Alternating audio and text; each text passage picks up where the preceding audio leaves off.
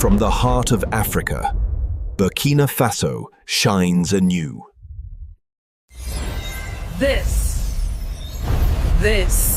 The Africa Spoke.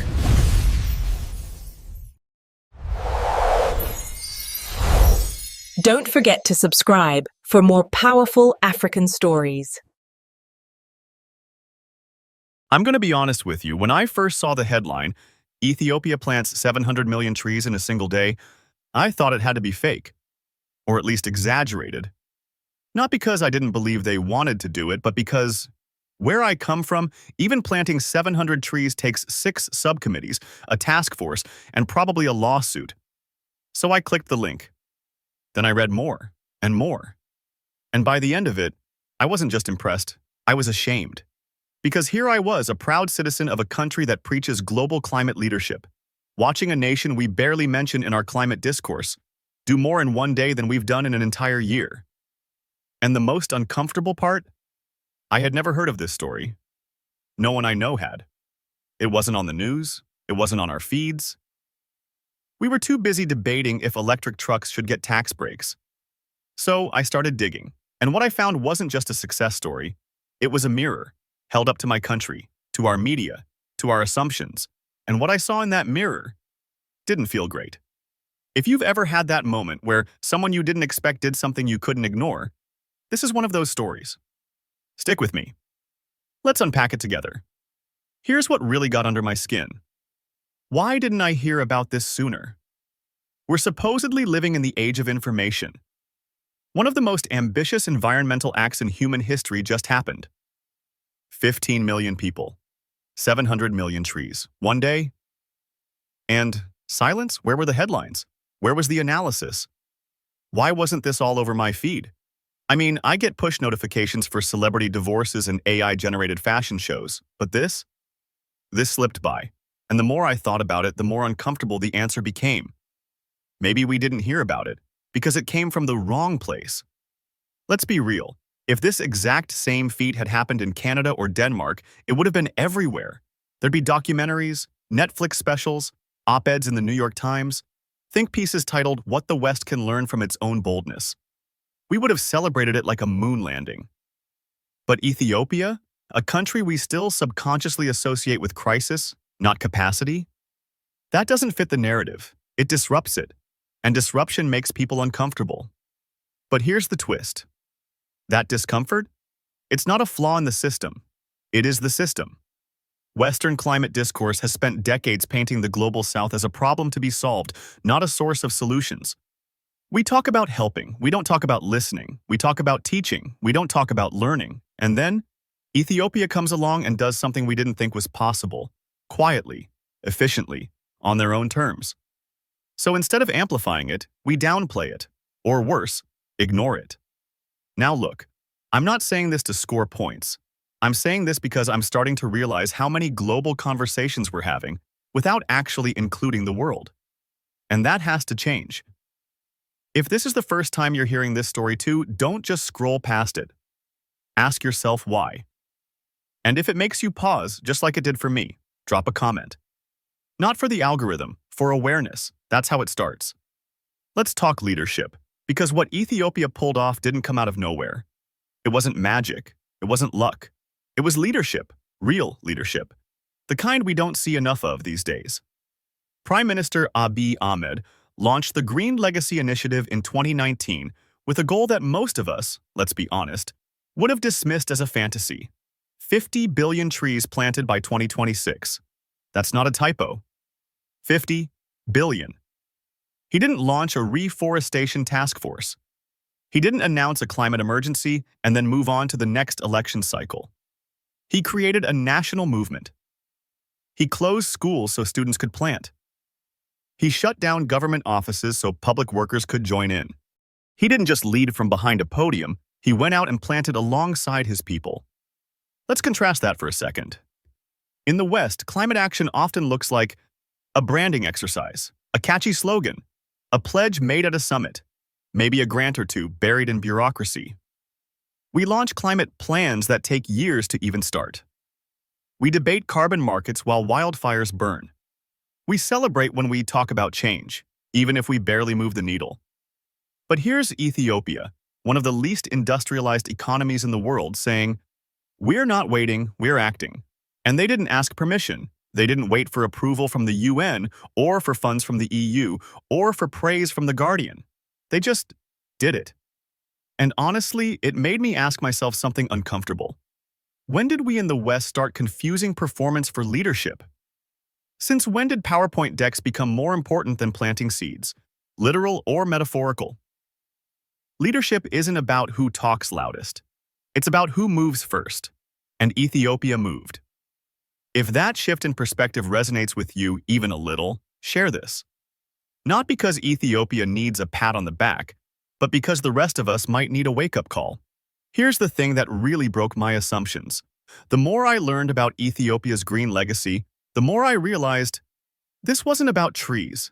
At least not just about trees, it was about food, water, livelihood, stability, even peace. And I had completely underestimated that. Let me explain. In the past century, Ethiopia's forest cover dropped from 40% to just 15%. That loss didn't just mean fewer trees. It meant soil erosion, failed crops, disappearing water sources. It meant more droughts, more conflict over land, more hunger, more displacement. So when Ethiopia started reforesting, they weren't doing it to earn carbon credits or look good on an international report. They were doing it to survive. And that made me pause.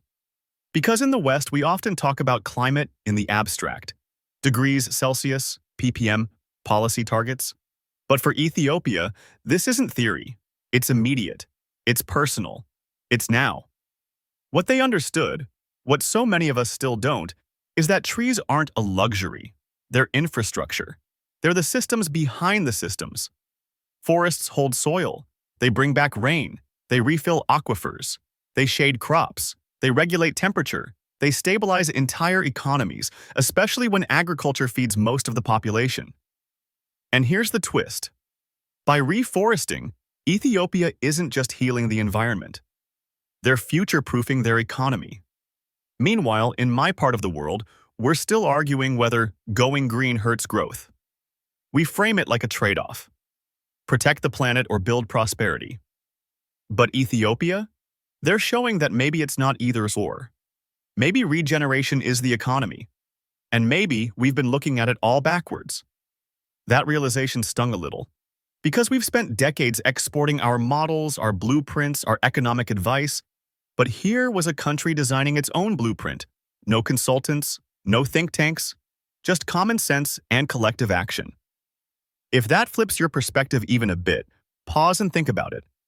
Maybe even send this to someone who still thinks climate policy is just about emissions targets. Because sometimes planting a tree is the most radical form of nation building. Here's what still blows my mind. Even after all of this, the scale, the strategy, the symbolism, Ethiopia's reforestation campaign barely made a ripple in global media. Think about it. 15 million people, 700 million trees, one coordinated act of environmental resilience. That should have been front-page news, right? And yet, nothing. Not on CNN, not on the BBC homepage, not in any major Western outlet I regularly read. I had to search for it. It felt like a secret, but it shouldn't have been. And when it was covered, the tone was cautious, detached, almost suspicious. Articles focused on seedling survival rates, on whether the counting method was reliable, on logistical concerns, on what might go wrong. And look, I believe in journalistic skepticism.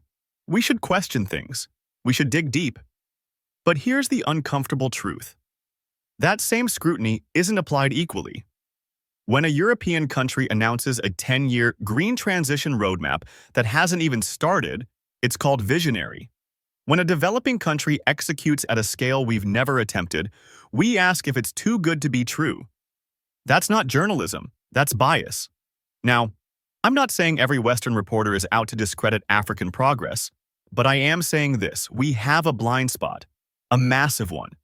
And it's built on years, decades, of viewing the global South through one lens, as a place of need, not a source of leadership.